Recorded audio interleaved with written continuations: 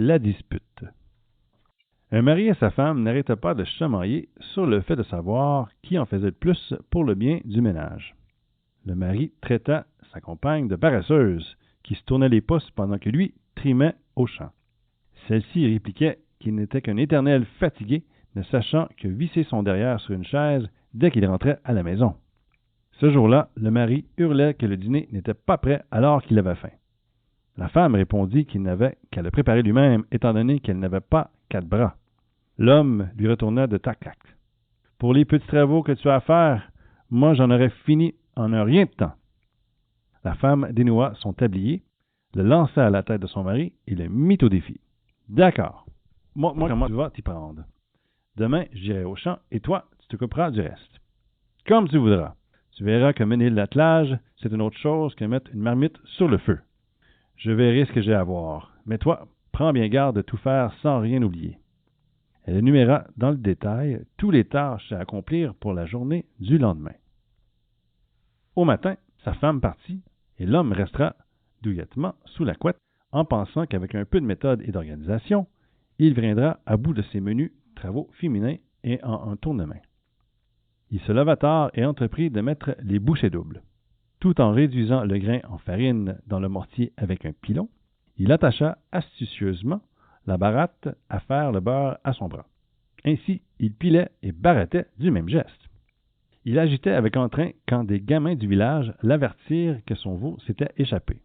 Il laissa tout en plan pour courir après l'animal. Ses jambes se prirent dans la baratte et tombant, se relevant, glissa sur le beurre qui s'était répandu. En se relevant, il bouscula le panier à la poule couvet. Celle-ci s'enfuit en caquetant. Quand il revint après avoir rentré le veau dans l'enclos, la truie, entrée par la porte restée ouverte, mangea la farine. Il la chassa. Apercevant les œufs délaissés par la poule, il s'assit lui-même dans le panier et se mit à couver. C'est alors que le facteur vint apporter le courrier. Il s'éclama et en découvrant ce qu'il vit. « Voilà que tu couves des poussins, on dirait. Quel désordre! Ta femme fait donc la grasse matinée au lieu du ménage. » Devant les explications maladroites de son mari, le facteur se tordit de rire. Avant de reprendre sa tournée, il lui salua d'une tape dans le dos, ce qui lui fit perdre l'équilibre.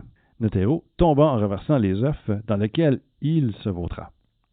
Se relevant avec une douleur terrible au dos, il se laissa tomber pensamment sur le lit et déchira l'édredon.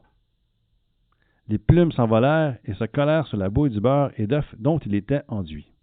C'est à ce moment que sa belle-mère se présentant pour une visite. À la vue du désordre, elle pensa que sa fille était devenue bien paresseuse pour ne pas mieux tenir sa maison. Découvrant une créature épouvantable affalée sur le lit, la brave femme saisit un balai et frappa le malheureux emplumé jusqu'à la chasser vers la porte en hurlant. « Sors d'ici, Satan! C'est toi qui as ensorcelé ma fille pour qu'elle ne soit si paresseuse et s'attire la colère de son mari. Quitte cette maison et n'y reviens jamais! » Fuyant les coups, le gendre disparut dans la forêt sans demander son reste. Sa femme, qui rentra des champs, croisa cet être étrange sans le reconnaître.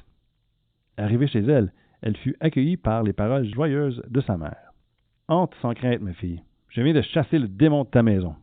C'est lui qui est en cause de tous vos disputes. » La jeune femme ne comprit rien à cette histoire. Mais elle a dû constater qu'en effet, depuis ce jour, son mari ne la traiterait plus jamais de paresseuse.